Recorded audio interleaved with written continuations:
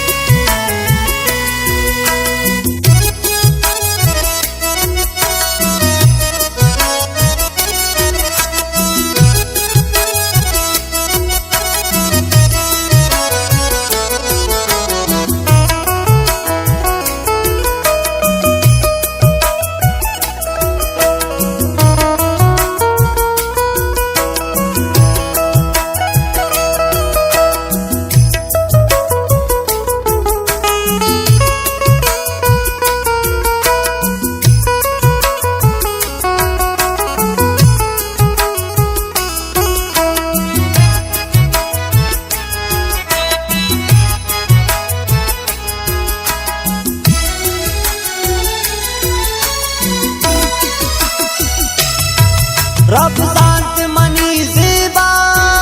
मन तईश के आसा मन भूता गुना परमा गो बिस्वती मासा मन बास गुआरानी दिल रंज कुता पत्तो ग्रीवाई का दृष्टा मन पत्ता और पासा गुआरानी वड़ा पम्मन दिगस्या सरम ग्रीता ग्वारानी वड़ा पम्मन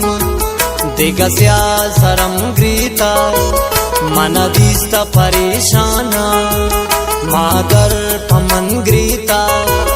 गूंती यादां पत्ता दिलबर मन गिरीता मन दिसता परेशाना मादर पमन ग्रीता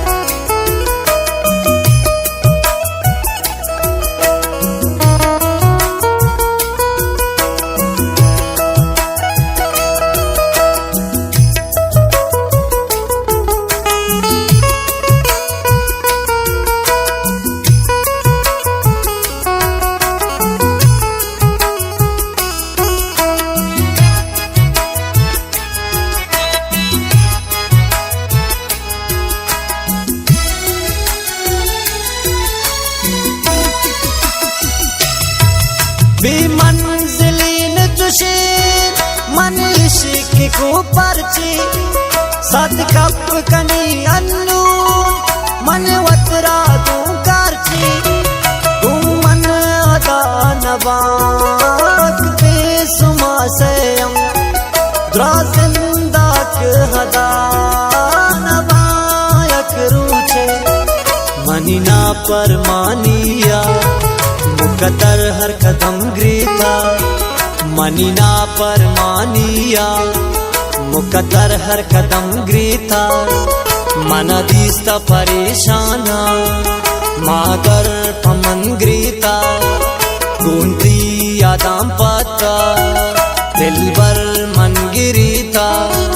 मन दिसता परेशाना मादर पमन ग्रीता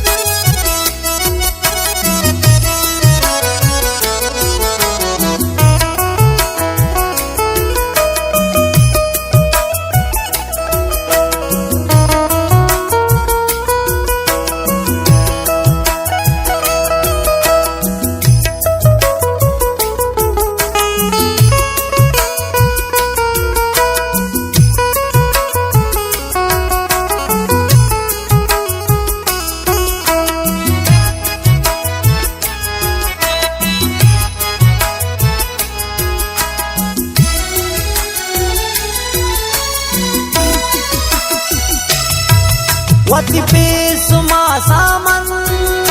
तवाफ कुते नरवा बल्केन मनी बख्ता इमरोज बुतीन जन्नत इमरोज ने मुशत गुनिना परमानिया बारिचोन बीते बमरोज कयामत शामा शरणा मानी दिल पे सर कसम ग्रीता शामा शरणा मानी दिल पे सर कसम ग्रीता मन दीस्त परेशाना मागर पमन ग्रीता गुंती यादाम पत्ता दिल बर मन गिरीता मन दीस्त परेशाना मागर पमन ग्रीता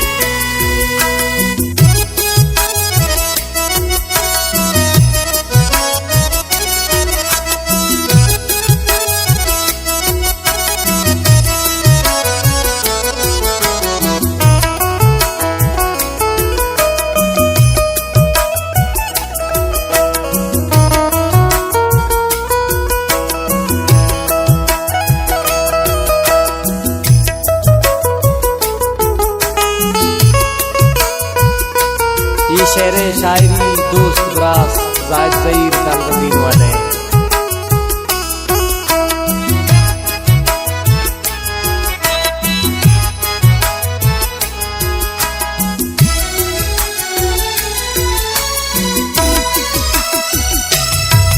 दस्ता शकी संगत